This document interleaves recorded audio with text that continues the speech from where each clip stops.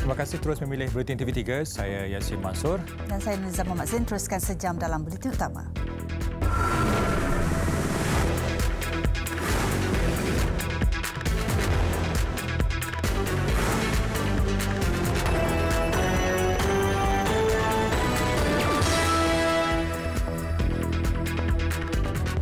Malaysia jana RM7.2 bilion potensi perniagaan di Expo 2020 Dubai.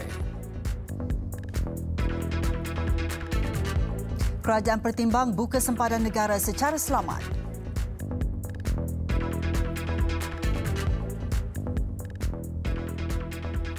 Assalamualaikum dan salam sejahtera. Menteri Kesihatan Khairy Jamaluddin memohon pihak berkuasa menyegerakan siasatan dan penawaan terhadap kumpulan anti-vaksin di negara ini. Ya, kerana golongan itu dilihat semakin lantang menyebarkan dakwah serta berita palsu berkaitan vaksin COVID-19.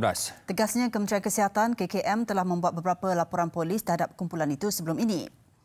Namun beberapa kumpulan itu jelasnya dilihat masih berterusan menyebarkan berita palsu hingga mengancam kesihatan awam. Beliau membalas ciapan pakar perubatan keluarga KKM, Dr. Sakinah Sulong, yang mempersoalkan sama ada kumpulan anti-vaksin di negara ini kebal daripada tindakan pihak berkuasa kerana masih bebas menyebarkan dakwaan serta berita palsu. Khairy sebelum ini turut mengarahkan KKM membuat laporan polis serta Suruhanjaya Komunikasi dan Multimedia MCMC terhadap seorang individu yang didakwa menyebarkan berita palsu berkaitan vaksin COVID-19. Siri X70 kejuruteraan bersama-sama Zeiss. Fotografi ditakrifkan semula. Lebih RM7.2 bilion dalam bentuk potensi perniagaan berjaya dijana negara pada minggu kedua Expo 2020 Dubai. Melibatkan beberapa syarikat yang berpangkalan di luar negara, ia satu pencapaian amat positif ketika Malaysia berada dalam fasa pemulihan. Perdana Menteri Datuk Seri Ismail Sabri Yaakob yakin sasaran 8 ke 10 bilion ringgit mampu dicapai dalam Expo antarabangsa itu yang berlangsung selama 6 bulan. Jumlah keseluruhan untuk potensi perdagangan dan pelaburan tersebut diperolehi menerusi 14 memorandum persefahaman MOU, 3 surat niat LOI dan 2 memorandum kerjasama MOC.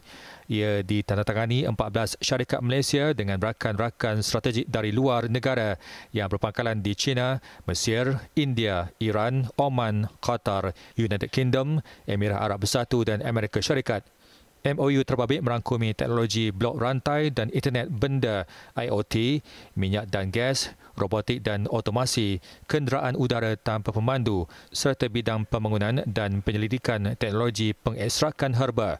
Sementara itu, LOI dan MOC pula melibatkan fabrikasi 1,000 unit modular rumah pintar hijau, pengedaran eksklusif kapal tanpa pemandu dan sistem pertanian menggunakan kecerdasan buatan AI. Datuk Seri Ismail Sabri menjangkakan momentum ini akan berterusan untuk 25 minggu akan datang dengan sokongan pelbagai kementerian, agensi dan kerajaan negeri yang terlibat sama. Bertemakan Energizing Sustainability, Pavilion Malaysia di Expo 2020 Dubai juga mencatatkan lebih 50,000 pengunjung dari 1 Oktober hingga semalam. Pertubuhan Bangsa-Bangsa Bersatu PBB di Malaysia menyambut baik ikrar Malaysia untuk mengarus perdanakan semua dasar standard hak asasi manusia dan terlibat dengan perjanjian hak asasi manusia yang lain. Malaysia dipilih sebagai ahli Majlis Hak Asasi Manusia PBB untuk penggal 2022-2024 dengan memperoleh 183 undi untuk menduduki satu daripada 18 kerusi. Dalam satu kenyataan, PBB di Malaysia juga mengucapkan tahniah kepada kerajaan Malaysia kerana dipilih buat kali ketiga dan atas ikrar serta komitmennya. PBB mengalu-alukan komitmen Malaysia untuk meningkatkan kesedaran hak asasi manusia dalam kalangan semua pemegang taruh sebagai usaha nasional bagi merealisasikan hak pembangunan untuk semua, melindungi dan mempromosi hak kebudayaan, terlibat dalam tindakan iklim dan melancarkan tindakan nasional mengenai perniagaan serta hak asasi manusia. PBB di Malaysia turut memuji komitmen kerajaan di bawah tema Unity for Humanity untuk memenuhi kewajipannya berdasarkan instrumen hak asasi manusia seperti Konvensyen Hak Kanak-Kanak, Konvensyen Penghapusan Diskriminasi Terhadap Wanita dan Konvensyen mengenai hak orang kurang upaya. Majlis Hak Asasi Manusia PBB adalah badan antara kerajaan yang dianggotai 47 anggota yang bertanggungjawab untuk mempromosi dan melindungi hak asasi manusia secara menyeluruh. Dalam pada itu, pemilihan Malaysia membuktikan pengiktirafan dan keyakinan masyarakat antarabangsa terhadap usaha serta peranan Kuala Lumpur. Ia dalam membina kesepakatan dan sumbangan terhadap kemajuan hak asasi manusia di peringkat antarabangsa. During our term in the HRC, Malaysia will engage constructively with all stakeholders. We will practice a consultative approach. We will foster a spirit of cooperation, inclusivity, transparency, and mutual respect. As a multi-ethnic, multicultural, and progressive democratic society, we believe Malaysia will be able to share the values of inclusivity, acceptance, and understanding as captured under the Keluarga Malaysia concept. Malaysia akan memperjuangkan hak golongan rentan terutama kanak-kanak, wanita, orang asli dan warga tua selain bercadang untuk memperkasa golongan belia dalam proses membuat keputusan di semua peringkat. Di Persada Antarabangsa, Malaysia akan terus membantah sekeras-kerasnya penindasan hak asasi manusia yang dilakukan antaranya terhadap rakyat Palestin dan Rohingya di Myanmar. Pada masa yang sama, Malaysia juga akan bekerjasama dalam usaha pembangunan semula Afghanistan.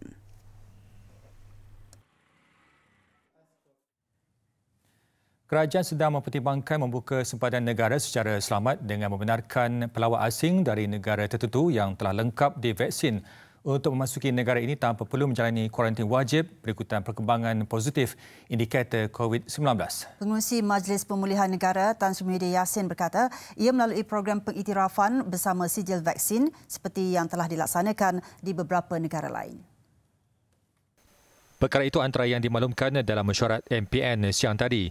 Ia bersandarkan kepada situasi semasa COVID-19 yang menyaksikan perkembangan lebih baik dan pembukaan sempadan negara akan merancangkan semula kegiatan ekonomi terutamanya pelancongan, konvensyen antarabangsa serta peruncitan.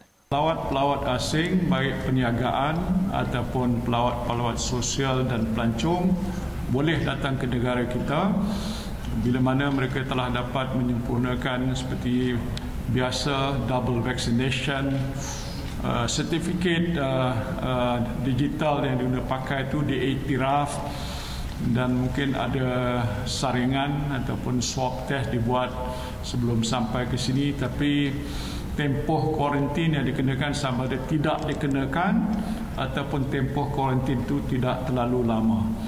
Ini bukan peringkat majlis, tapi kita bincang perkara itu dan kita diberitahu ini akan dipertimbangkan dalam tempoh yang amat segera ini.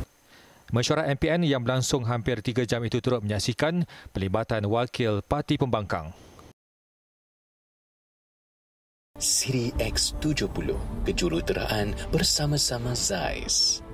Fotografi ditakrifkan semula. Melaka dan Lembah Kelang akan beralih ke fasa 4 Pilihan Pemulihan Negara PPN berkuat kuasa Isnin ini. Manakala Kelantan, Perak, Pulau Pinang, Sabah dan Kedah pula akan beralih ke fasa 3. Perdana Menteri Datuk Seri Ismail Sabri Yaakob berkata, kelonggaran turut diberikan kepada SOP antaranya kawasan rehat dan rawat RNR di semua lebuh raya dibenarkan beroperasi bermula 24 jam bermula esok.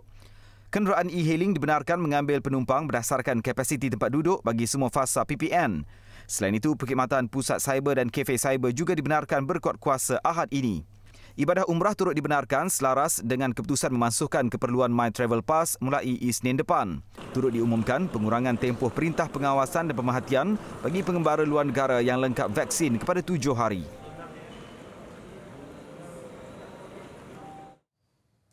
Dianggap berusia sekitar 5,000 hingga 10,000 tahun, penemuan tengkorak dan lukisan purba di Perlis dijangka menjadi nilai tambah kepada kajian peradaban manusia. Proses ekskavasi dan dokumentasi penemuan di Bukit Keteri dan Gua Semadung dimulakan dalam usaha memastikan khazanah berharga itu terpelihara. Laporannya bersama Kumaran Rajamani. Kami dibawa menjejaki lokasi penemuan tengkorak purba di Bukit Keteri oleh Jabatan Warisan Negara bersama Unit Perancang Ekonomi Negeri Perlis dan Persatuan Mendaki Negeri Perlis. Terbenam dalam pembentukan struktur batu di lereng bukit menjadikannya sukar untuk disedari bagi mereka yang kurang arif mengenai ilmu artifak. Namun, jika dilihat dengan teliti, setiap bahagian tengkorak terutamanya bahagian rahang dan gigi akan kelihatan. Jejak di Gua Semadung kemudiannya mendapati wujud lukisan zaman protosejarah yang mempunyai pengaruh Hindu-Buddha. Ini adalah peringkat awal saja. Mungkin kita akan teruskan eksplorasi kita dengan kerjasama persatuan-persatuan ini atau dengan kerjasama pusat-pusat pengajian tinggi yang mempunyai bidang arkeologi tinggi yang faham tentang apa yang perlu dilakukan. InsyaAllah kita akan terokai lebih banyak lagi. Ini hanya di bahagian depan. Sebab tadi di Bukit Keteri pun banyak lagi fosil-fosil yang kita tengok. Untuk itu, satu pasukan khas akan dibentuk bagi memulakan kajian itu dengan kadar segera. Gua di Bukit Cuping, Bukit Tunku Lembu, Bukit Kerengga dan juga Bukit Cangkul antara yang telah dikenal pasti menjadi lokasi penempatan masyarakat prasejarah zaman Neolitik dan juga Paleolitik di negeri Perlis ini. Dan dapatan ini berdasarkan kepada jumpaan barangan tembikar dan juga alatan batu. Selain itu, masyarakat proto sejarah juga dipercayai menetap di kawasan-kawasan ini. Dan jika semua dapatan ini memberikan indikasi positif, maka Kerajaan Negeri Perlis menjangkakan ia akan menjadi lokasi pelancongan terbaru negara. Kehadiran masyarakat zaman proto sejarah turut dikesan di kawasan ini menerusi penemuan artifak seperti kalam semah. Data arkeologi ini sekaligus menyokong dan menambah data sedia ada yang membuktikan Perlis sebagai laluan perdagangan dan jalan utama masyarakat prasejarah suatu ketika dahulu. Laporan Kumara Rajmani, Perlis, TV3. BTS Tidur Nyenyak, perkhidmatan penjagaan tilam 7 langkah Kowe menjamin kebersihan tilam yang sempurna. Kami memastikan tidur yang lebih nyenyak. Siri X70 Zeiss Tisa Coating. Visi ekstrim malam masa terkini. Penglihatan malam ekstrim. Siri X70 dijuruterakan bersama Zeiss Vivo.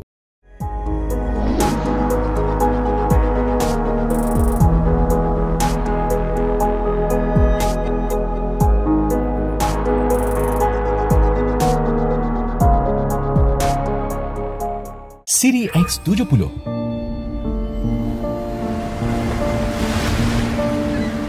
Kamera gimbal ultra penderiaan.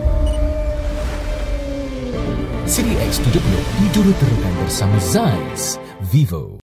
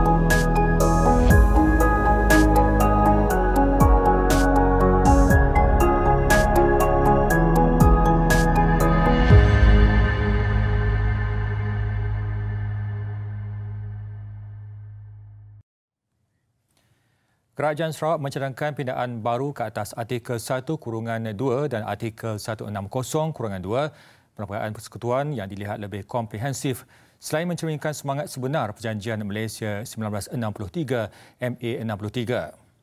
Pindaan itu penting dan perlu dibuat agar perjanjian itu serta fasal di dalamnya diperakui Perlembagaan Persekutuan. The Sarawak GPS did not lend its support to the earlier amendment because in our view the amendment was purely cosmetic in nature and did not reflect the spirit and special status of Sabah and Sarawak as envisaged in MA63 and its annexed instruments. Beliau berkata meskipun kedudukan Sarawak sebagai salah satu rakan kongsi dalam pembentukan Malaysia diakui, namun peruntukan belanjawan yang diterimanya disifatkan tidak seimbang dan rendah berbanding keperluan negeri itu. Peruntukan RM4.47 bilion jelasnya hanya 6.8% daripada keseluruhan perbelanjaan pembangunan nasional di bawah rancangan Malaysia ke-12 sekaligus tidak menggambarkan keperluan Sarawak jika diambil kira keluasan wilayah serta tahap keperluan pembangunannya. Justru sebagai rakan setara, hasil perkongsian perlu dibahagikan berdasarkan beberapa faktor termasuk sumbangan sesebuah negeri itu kepada keuangan persekutuan selain pendapatan melalui eksploitasi sumber semula jadi serta hasil cukai. Pergerakan balik kampung melalui beberapa lebuh raya utama di Semenanjung dijangka meningkat menjelang tengah malam ini. Pengendali lebuh raya sudah bersiap sedia termasuk pemantauan di kawasan rehat dan rawat R&R yang akan menjadi tumpuan orang ramai. Bagi mendapatkan bagaimana keadaan semasa di laluan utama, kita terus saja bersama Izzati Rizan di Pusat Pengurusan Trafik Lembaga Lebuh Raya Malaysia di Bangi, Selangor. Silakan. Ya, Yasir dan Liza, Assalamualaikum dan salam sejahtera. Apa yang boleh saya katakan, suasana rata-rata 30 lebuh raya kelolaan LLM ketika ini persis seperti musim perayaan di mana orang ramai tidak melepaskan peluang untuk kembali pulang ke kampung halaman masing-masing setelah pengumuman kerajaan membenarkan rentas negeri bermula pada 11 Oktober lalu. Baiklah, LLM sendiri menjangkakan sebanyak 4 juta kenderaan sehari akan melakukan rentas negeri secara kemuncaknya bermula pada hari ini. Ditambahkan pula dengan cuti panjang sempena Maulidur Rasul sehingga Selasa ini. Baiklah, tanpa berlengah lagi, kita terus saja ke skrin utama di utara. Jika anda boleh lihat daripada juru menghala ke Plaza Tol Sungai 2, keadaan trafik bergerak perlahan disebabkan pertambahan aliran trafik pulang ke kampung, juga aliran trafik setempat iaitu orang pulang bekerja di kawasan berkenaan. Oleh itu, pengguna dinasihatkan memandu secara berhati-hati dan jaga jarak kenderaan anda. Kenderaan juga difahamkan bergerak perlahan sejauh 15 km di kawasan berkenaan. Seterusnya kita menghala ke pantai timur, iaitu Genting Sempah menghala ke Kuantan. Nampak macam tenang alirannya, tapi sebenarnya menurut LLM, aliran trafik meningkat sebanyak 76%. Alirannya berbanding pada minggu sebelum ini. Mungkin pada hemat saya ada yang telah memulakan perjalanannya sebelum ini, mengambil keputusan selepas pulang ke kampung selepas pengumuman kerajaan pada Isnin lalu, dan mungkin juga ada yang ingin pulang ke pantai timur dan bergerak pada tengah malam ini. Seterusnya kita ke selatan. Di Tol Sungai Besi, keadaan trafik mula bertali arus menghala ke arah selatan, mungkin juga disebabkan orang ramai balik kerja. Dan jika kita lihat pertambahan trafik menghala ke arah selatan, terdapat aliran trafik meningkat di situ. Keadaan juga nampak bagaimanapun tenang menghala ke arah ibu kota. Seterusnya masih lagi di selatan, kita ke arah Seremban. Di R&R Seremban, kenderaan juga dilihat bertali arus sama ada ke ibu kota utara dan juga ke arah selatan. Bagaimanapun trafik dilihat semakin sesak nampaknya kedua-dua arah, terutamanya ke arah selatan. Dan bagi mengulas lebih lanjut mengenai situasi ketika ini, saya bersama orang kuat LLM iaitu Tuan Syed. Terima kasih kerana sudi bersama Buletin Utama. Tuan Syed, keadaan trafik ketika ini tinggi namun masih lancar. Apakah faktor yang menyebabkan keadaan itu masih lancar ketika ini? Adakah terlalu awal jangkaannya, ditambahkan sebelum ini jangkaan LLM adalah 4 juta kenderaan sehari? Okey, terima kasih Zeti. Okey, berdasarkan pemantauan pihak LLM, memang pihak LLM menjangkakan keadaan trafik meningkat kepada 4 juta. Walau bagaimanapun, memandangkan rentas negeri adalah pada minggu pertama dan mempunyai hari yang mencukupi. Jadi orang ramai berkemungkinan telah merancang perjalanan mereka agar tidak berada dalam keadaan sesak bila membuat rentas negeri. Dan di samping itu, pihak LLM sendiri, kita telah mengambil inisiatif untuk mengarahkan pihak syarikat konsesi untuk mengatur semula jadual penyelenggaraan yang boleh menyebabkan gangguan ataupun menghalang orang ramai ke destinasi masing-masing. Pihak LLM juga telah mengarahkan pihak syarikat konsesi untuk menyediakan anggota-anggota yang cukup di kawasan-kawasan Plaza Tol untuk memastikan ataupun memberikan perkhidmatan yang baik kepada user-user semasa melalui Plaza Tol. Di samping itu, pihak LLM sendiri, di pejabat wilayah dan juga pengendali-pengendali lebuh raya telah membuat pemantauan yang rapi di kawasan rehat dan rawat untuk memastikan bahawa orang ramai ataupun pengguna-pengguna lebuh raya mematuhi SOP-SOP yang telah ditetapkan oleh MKN dan juga KKM. Terima kasih Tuan Syed. Dalam pada itu, suka juga saya ingatkan, dalam kegairahan merentas negeri, sama ada pulang ke kampung halaman ataupun untuk bercuti, patuhilah saranan kerajaan agar kita sama-sama mengekang penularan COVID-19. Oleh itu, rancang perjalanan anda, patuhi SOP, dan sekiranya bukan kita jaga diri kita, siapa lagi? Untuk itu, Izzati Rizan kembali bersama Yasir dan Liza. Silakan. Izzati, atas laporan anda. Ini pula tinjauan udara dengan kerjasama Pasukan Gerakan Udara PDRM di beberapa laluan lebuhraya utama petang tadi. Aliran trafik keseluruhannya masih lancar dan terkawal. Ikuti laporan wartawan Siti Khadijah Jaafar.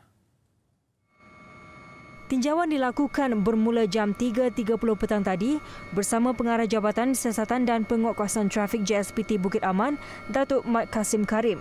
Tinjauan membabitkan 3 lebuhraya utama dari arah utara, selatan dan timur. Di Plaza Tol Jalan Duta, aliran trafik masih lancar dan terkawal. Keadaan sama turut dilihat di Plaza Tol Gombak menuju ke Pantai Timur. Tiada kesesakan mahupun peningkatan kenderaan dilihat sehingga lewat petang ini.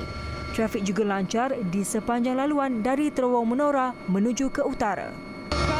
Jumlah kenderaan yang menggunakan lebuh raya utama negara akan terus meningkat. Ia susulan daripada hampir 10 bulan larangan merentas negeri dikuatkuasakan oleh kerajaan selepas pelaksanaan Perintah Kawalan Pergerakan 2.0 berkuat kuasa Januari lalu. Berdasarkan trend semasa, warga kota dijangka memulakan perjalanan selepas tamat waktu bekerja. Pihak JSPT menjangkakan mungkin selepas maghrib atau isyak kenderaan akan bertambah kerana kita dapat maklum dan kita dah dapat tahu kerajaan telah umumkan pergerakan rentas negeri telah dibenarkan. Ramai masyarakat akan mengambil kesempatan untuk balik kampung, berkunjung family, keluarga. Anggota dan pegawai JSPT juga diletakkan dalam keadaan siap siaga sekiranya berlaku kesesakan luar biasa atau sebarang kemungkinan lain. Sejak rentas negeri dibenarkan, sejumlah 1.5 juta hingga 3 juta kenderaan dilapor keluar dan masuk ke ibu negara setiap hari. Ia berbanding 500,000 kenderaan ketika pelaksanaan PKP 2.0 dan fasa 1 Pelan Pemulihan Negara PPN. Laporan Siti Khadijah Jaafar, TV3.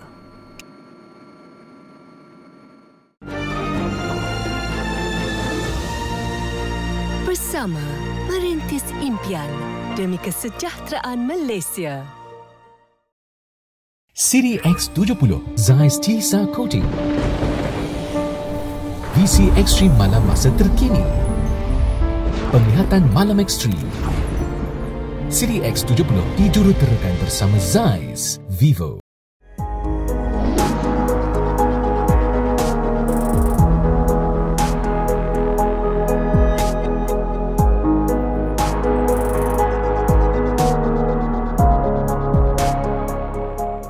Siri X70.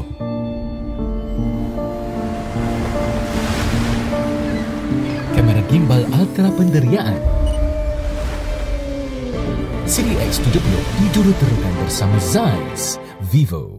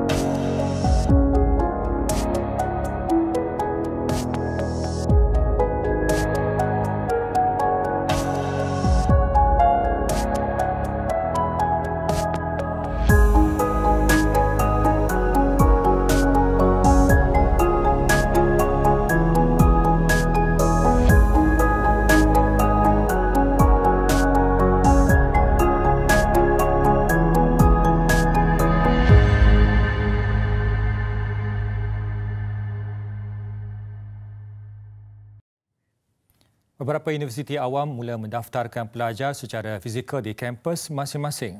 Ia dilaksanakan mengikut SOP yang teratur, terutamanya proses saringan kesihatan. Di Universiti Malaya Ibu Negara, semua pelajarnya yang terbabit pendaftaran secara fizikal diwajibkan untuk hadir ke 3 lokasi point of assembly bagi menjalani proses saringan kesihatan dan lapor diri sebelum memasuki kolej kediaman.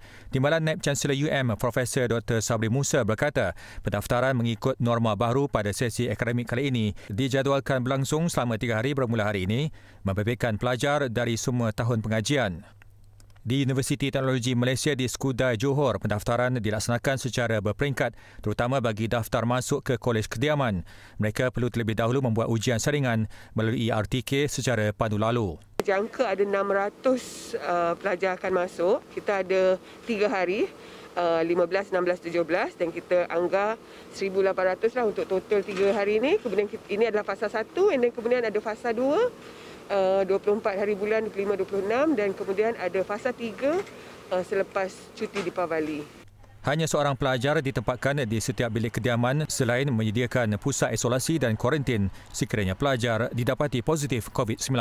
Sebab sebelum ni kan start dari rumah je, sekarang masuk ni dia kena follow lah prosedur daripada kampus sendiri. Pada saya baguslah apa yang UTM buat ni sebab untuk mencegah penularan di kampus sendiri kan.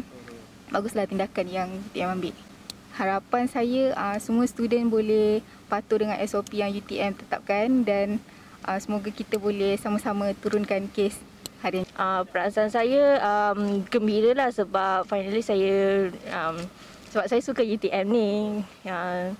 Dan saya pun akan dapat jumpa kawan-kawan saya setelah 2 tahun kan tidak jumpa.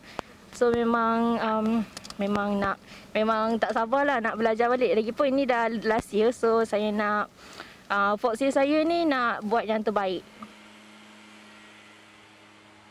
Nikmati data, panggilan dan mesej tanpa had dengan Unify Mobile hanya RM59 sebulan.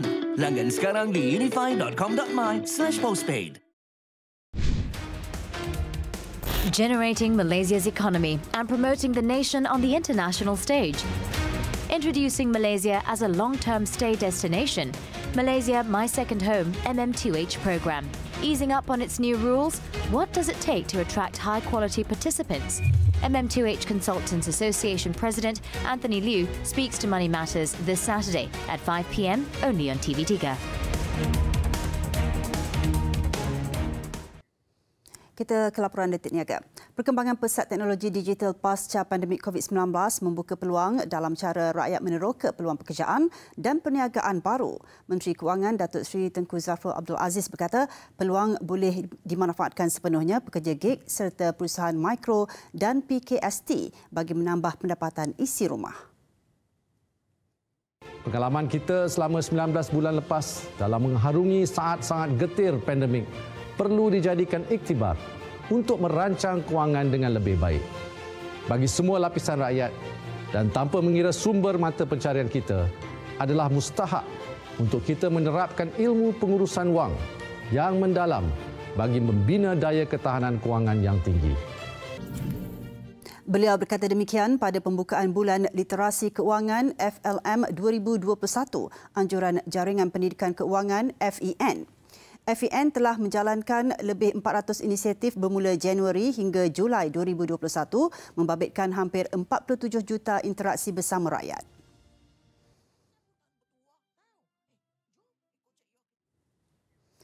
Kerajaan akan mempertingkatkan program pembangunan belia terutama dalam aspek kemahiran dan teknikal dan keusahawanan. Statistik menunjukkan 37% atau 283,000 penganggur adalah mereka berumur 15 hingga 24 tahun pada suku kedua tahun ini.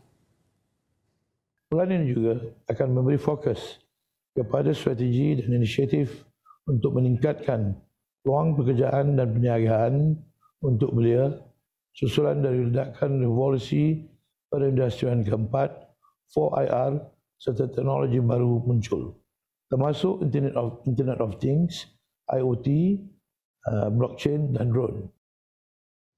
Beliau berkata demikian di webinar rancangan ke-12 Memperkasa Belia ke arah mencapai negara berteknologi tinggi. Antara inisiatif yang bakal diperkukuh adalah Pelan Strategik Kebolehpasaran Graduan dan Program Insentif Pengambilan Pekerja atau Penjana Kerjaya. Ini bagi menyediakan tenaga kerja berdaya tahan dan berkemahiran tinggi yang diperlukan industri selain membantu meningkatkan peluang pekerjaan.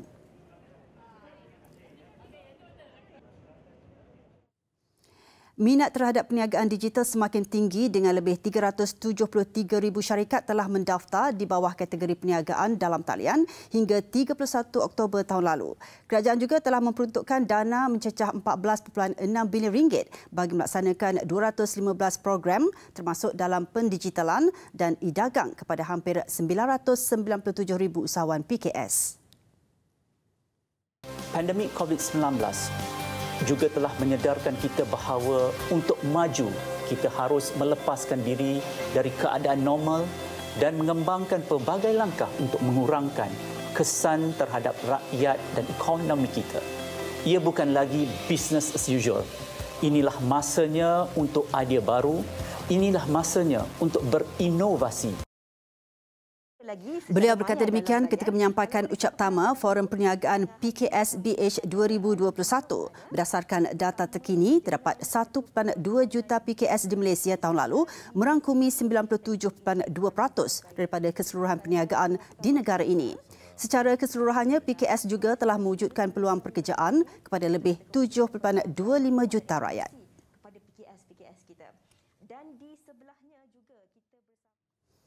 Usahawan Bulletin FM melabuhkan tirainya hari ini. Kempen membantu peniaga terkesan akibat pandemik COVID-19 ini akan kembali dengan lebih banyak idea perniagaan yang kreatif dan inovatif selain siri cabaran yang lebih getir.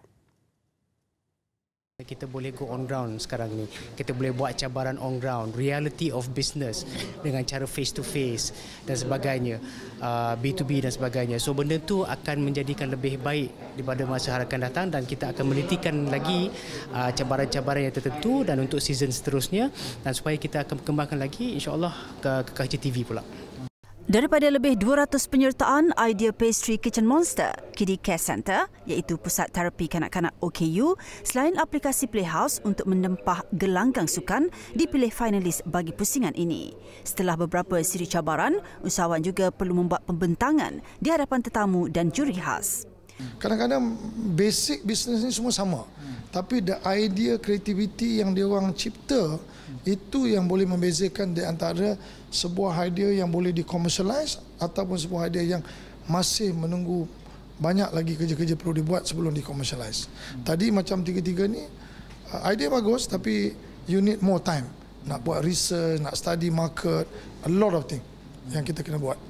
Idea Cake dan Pastry Kitchen Monster cetusan Zalina Nur Muhammad Ali muncul pemenang, membawa pulang wang tunai RM25,000 dan slot iklan di Bulletin FM bernilai RM175,000.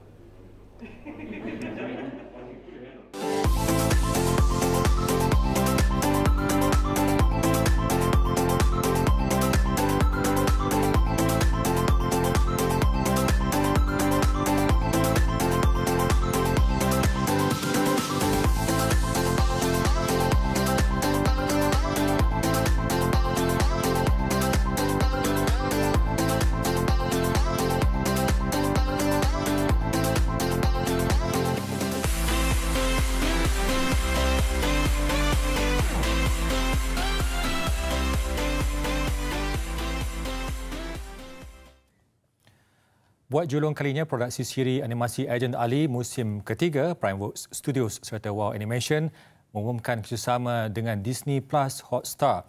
Timbalan Ketua Pegawai Eksekutif Rangkaian Televisyen Media Prima, Nini Yusof berkata, ia adalah satu pencapaian mengagumkan buat industri animasi Malaysia.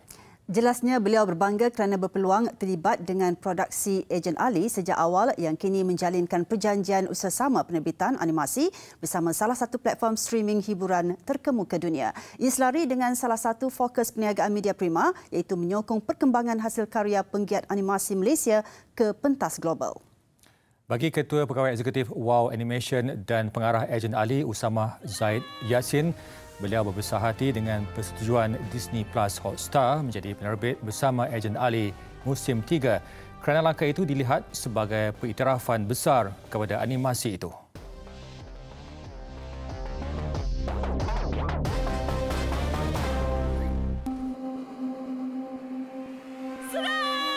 Siri X70 Zeiss Tisa Coating, visi ekstrim malam masa terkini, penglihatan malam ekstrim. Siri X70 dijuruterakan bersama Zeiss Vivo.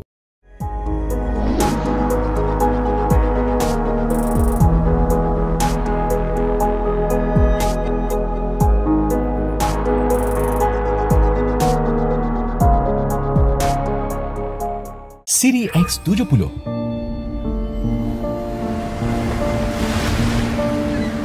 kamera gimbal ultra penderiaan. Siri X70 dijuruterakan bersama Zeiss Vivo.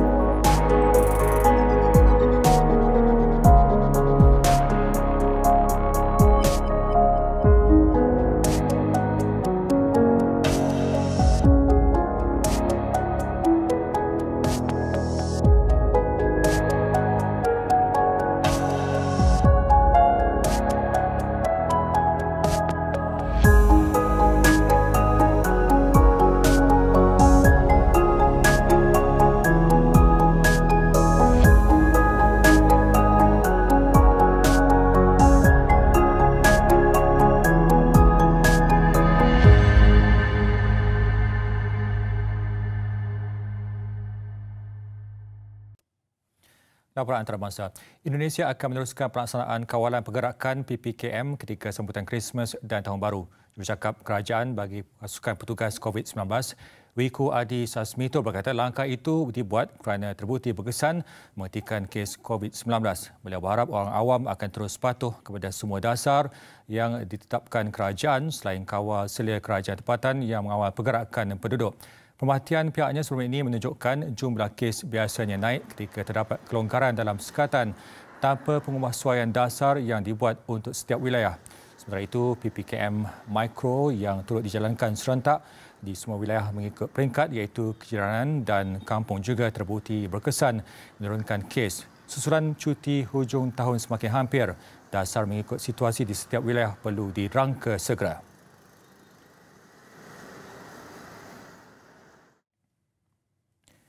Pihak berkuasa Taiwan menubuhkan suruhanjaya bebas bagi menyiasat tragedi kebakaran bangunan 13 tingkat di Kaohsiung semalam yang meranggut 46 nyawa. Ketika ini, pasukan penyiasat juga sedang meneliti sisa-sisa kebakaran bagi mencari punca api tercetus. Sidang Dewan Rakyat bertafakur seminit bagi menghormati mangsa-mangsa yang terkorban. Perdana Menteri Su Seng Chang pula mengumumkan telah mengarahkan polis mencari individu bertanggungjawab ke atas tragedi yang turut mencederakan 41 mangsa lain. Media tempatan melaporkan polis telah menyiasat seorang wanita yang didakwa membuang gegelung colok terbakar ke tong sampah bangunan yang turut menjadi tempat simpanan tong gas kecil. Turut disiasat kemungkinan punca dari puntung rokok dan sistem penawaian elektrik. Kebanyakan kediaman di tingkat-tingkat atas tidak mengalami kerosakan. Bagaimanapun, asap yang terlalu tebal menjadi punca kematian dan kecederaan.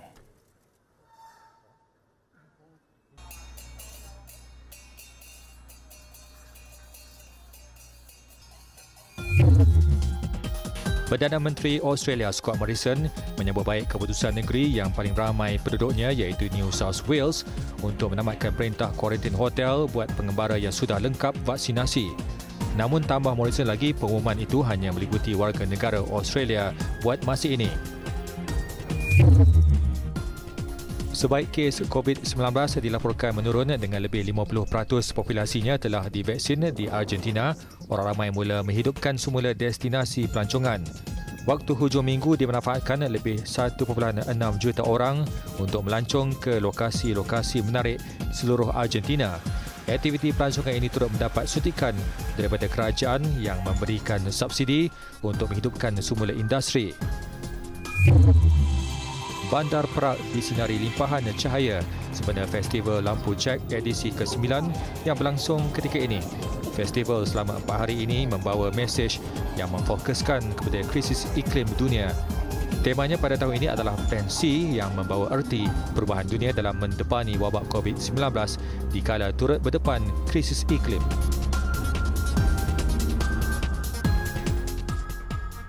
Nikmati penjimatan 50% dengan penyelesaian penyataan Unify. Dengan penyelesaian pemasaran digital, bina laman web anda sendiri, tingkatkan kemahiran digital anda dan capai lebih ramai pelanggan. Layari unify.com.my/SME-grant hari ini.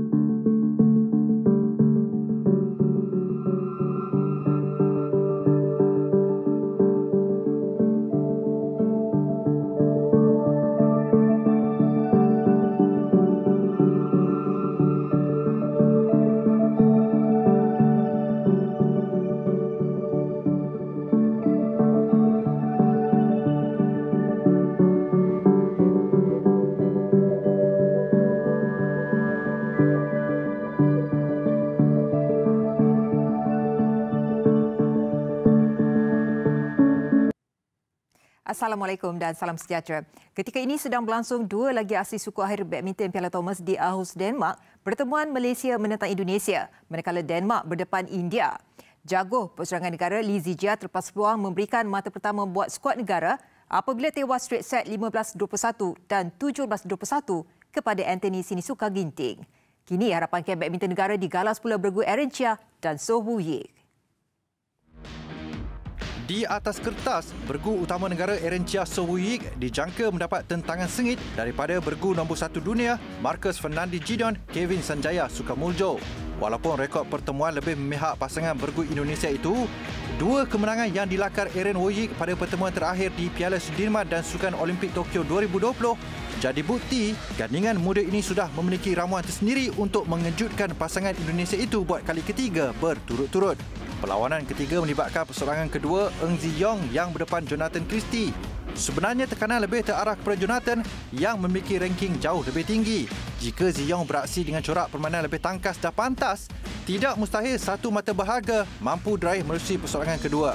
Menanti perlawanan keempat membabitkan bergu kedua negara, Gozife Nur Izzuddin melawan Fajar Alfian Muhammad Rian Ardianto. Tewas dalam 3 pertemuan lalu pada 2016, 2018 dan 2019, ia tidak seharusnya menggentarkan bergu negara yang kini berada di ranking ke-26 dunia.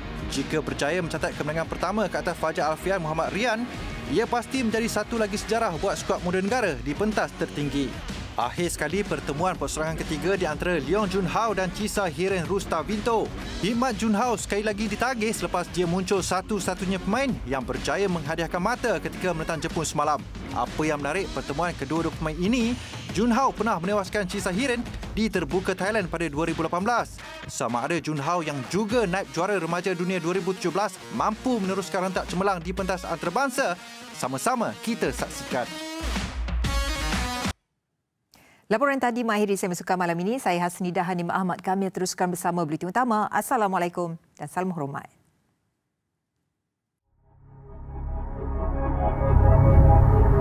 이렇게 소문이 바다한 말이요? 무슨 이유가 있는 거요? 이유가... 잡아! 우리 형이 어디냐고!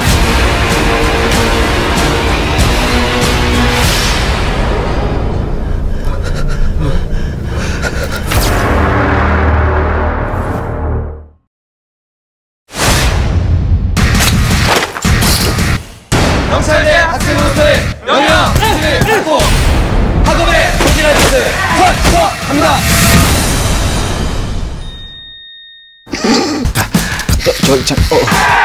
빨리 도와줘! 내가 소고기 사줄게. 업혀! 모든 준비 끝났어!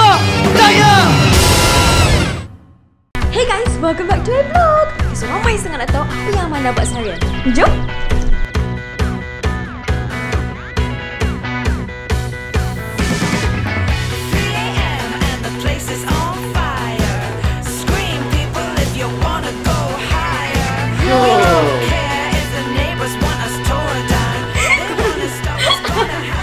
Zampa, komuniti untuk Gen Z. Ikuti dan subscribe Zampa di YouTube, Instagram, Twitter dan TikTok. Bertemu kembali. Polis Johor menahan 5 operator bot pelancongan berusia 22 hingga 33 tahun selepas didapati positif dadah jenis methamphetamine. Mereka dikesan menerusi Ops Gelora Khas bersepadu bersama Kementerian Kesihatan dan Jabatan Laut bagi membendung penularan COVID-19 serta penyalahgunaan dadah dalam kalangan operator bot pelancongan. Dalam operasi itu, 92 pemandu dan kru bot diarah melakukan ujian air kencing dan saringan COVID-19.